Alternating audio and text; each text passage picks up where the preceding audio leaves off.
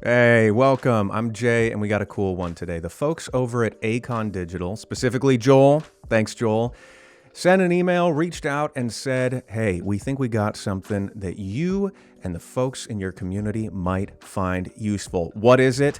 It's a plug-in, baby, specifically Extract Dialogue 2. Instantly isolate dialogue from background noise and reverb.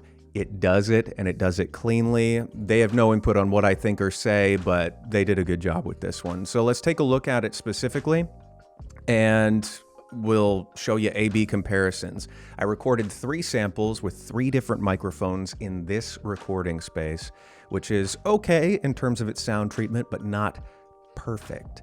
The 3 microphones, the Shure SM7b, Earthworks Ethos, and then the U87ai, each in turn a step up in terms of sensitivity and noise rejection principles in a lot of ways. So let's take a listen to those samples, and then we'll talk about the plugin specifically. One day when Christopher Robin and Winnie the Pooh and Piglet were all talking together, Christopher Robin finished the mouthful he was eating and said carelessly, "I saw a heffalump today, Piglet." One day when Christopher Robin and Winnie the Pooh and Piglet were all talking together, Christopher Robin finished the mouthful he was eating and said carelessly, "I saw a heffalump today, Piglet." One day when Christopher Robin and Winnie the Pooh and Piglet were all talking together, Christopher Robin finished the mouthful he was eating and said carelessly, "I saw a heffalump today, Piglet." All right, so we got the 3 samples open here in Adobe Audition, and this is the plugin. This is what it looks like. Super simple, super intuitive, which I really, really love. What do I mean by that specifically? There's 3 sliders. You can trial and error this thing into a really solid understanding of how this thing works and get a good result, which I think is the mark of an excellent tool in general. And then beyond that, you can go a little bit more deep, or you can go deeper into fiddling with things to really get specific about how you want to shape the noise reduction and even go into boosting certain signals if you so choose. We'll talk about that with the later samples, but we're starting with the Shure SM7b just to talk about the foundations. So what this does is it splits your audio signal into 3 different categories, I'll call them. The first, voice, then reverb, then noise. And each one in turn, it's super simple. This meter or slider, you simply drag it down if you want to attenuate or apply more noise reduction, and you turn it up if you want to boost that signal. Easy peasy. So to begin with, if we just play this, the Shure SM7b has the best natural noise reduction out of the 3 microphones.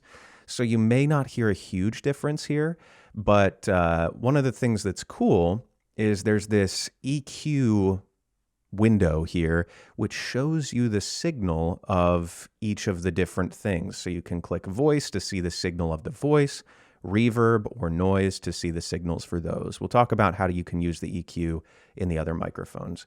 But if we play this and we simply drag this slider down, you can listen to the reverb start to fade.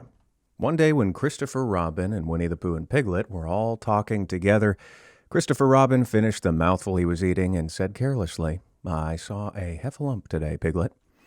So super easy. If that's all you wanted to do, great. I'm definitely going to use this kind of thing for if I'm on the road and I need to clean up some audio in a less than ideal space. This is going to be my go-to 100%. Let's jump to the Ethos because it'll show a little bit more the reverb and echo in my space, and maybe even a little bit of noise as well. One day when Christopher Robin and Winnie the Pooh and Piglet were all talking together, Christopher Robin finished the mouthful he was eating and said carelessly, "I saw a heffalump today, Piglet." Another thing that's really beneficial in terms of tuning the settings here, so it can be easy to get confused as to like what aspect of your audio you're listening to.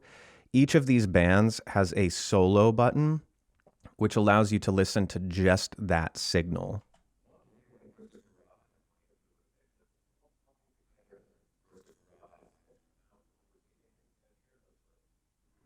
So you can hear how specifically you're addressing that, in as much as this plugin is understanding what reverb or noise is.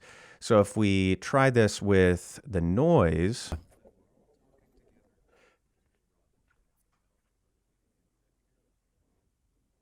you can apply a little bit of reduction there if you so chose. You'll note that it did count my breath as noise, so it may have a little bit of de-breathing built into it in terms of how it hears what noise is.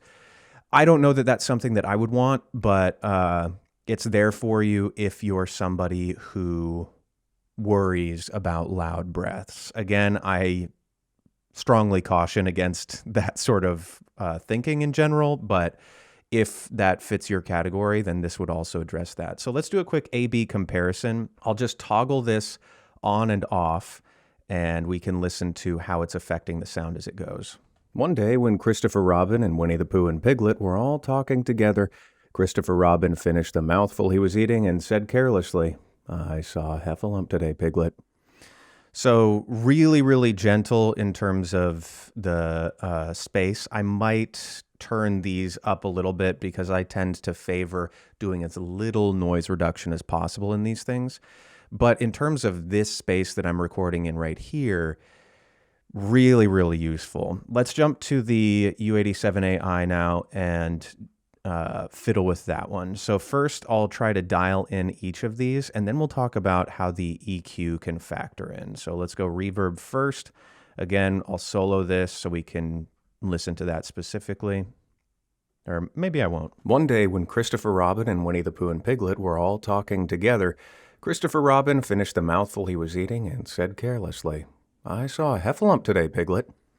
Okay. So you can hear that there's a fair amount of reverb with this microphone, which is to be expected with how sensitive it is. But one of the cool things, this EQ, I can further tweak how it's going to address each of these sounds by adding EQ bands. And my understanding is that these add on top of the attenuation that you're applying via the sliders over here, meaning it turns down the volume on each of these bands more. So for example, if we go back to the beginning here and we turn off the EQ, and I'll toggle it off and on. One day when Christopher Robin and Winnie the Pooh and Piglet were all talking.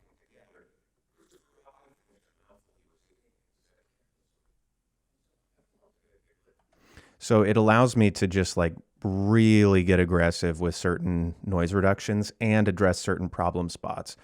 So you can see via this curve, you generally want to use your ears more than your eyes, but these things can be helpful in targeting specific zones. But you can see that for the U87, this is where we're getting in the weeds and why I like this so much, because you can get deep with it if you want, but if you want to keep it simple, you can just use the sliders and get a good result. But with the U87, we're seeing a fair amount of buildup around here with the reverb. So there's peaks going on right here and around here with the reverb. And we can address those with the EQ by just pulling that down further before we use this band as well. And then both of those will add up together for a more effective result, potentially. One day when Christopher Robin and Winnie the Pooh and Piglet were all talking together, Christopher Robin finished the mouthful he was eating and said carelessly, "I saw a heffalump today, Piglet." So that's addressing just the reverb. There's not a lot of noise in my space right now. The first time I recorded this video, they were doing construction and laundry in the apartment next door, so it was a little bit more helpful.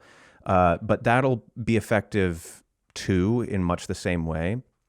But just to touch on one last thing, you can use the EQ on the voice track to further sculpt that as well. So I can add a high pass filter. I can build in these things. If I wanted to add a high-end boost, for example, it'll affect the sound of things here. And importantly, each of these EQs, they affect each of these sounds independently. So they're not gonna, my choice to boost here isn't going to apply to the reverb. Now, of course, there may be some bleed in terms of how the plugin works. I haven't done rigorous testing to that effect, but to the best of its ability, it's pretty accurate. One day when Christopher Robin and Winnie the Pooh and Piglet were all talking together, Christopher Robin finished the mouthful he was eating and said carelessly, "I saw a heffalump today, Piglet." Let's take that one more time. One day when Christopher Robin and Winnie the Pooh and Piglet were all talking together, Christopher Robin finished the mouthful he was eating and said carelessly, "I saw a heffalump today, Piglet." It's really simple to use and pretty darn effective and gets you pretty good results overall, especially if you wanted something that you could just slap on there and not have to think about too much. Really great. Definitely going to be something that I use for instances when I need to address reverb and stuff like that as gently and easily as I can. Thanks again for sending this over, Joel, and everybody at Acon, and great work with it. If you have any questions about this or any additional thoughts or feelings, or if you end up using it yourself, let me know. I'd love to hear how it goes for you. Until the next one of these, everybody, be well, and I'll see you there. Toodles.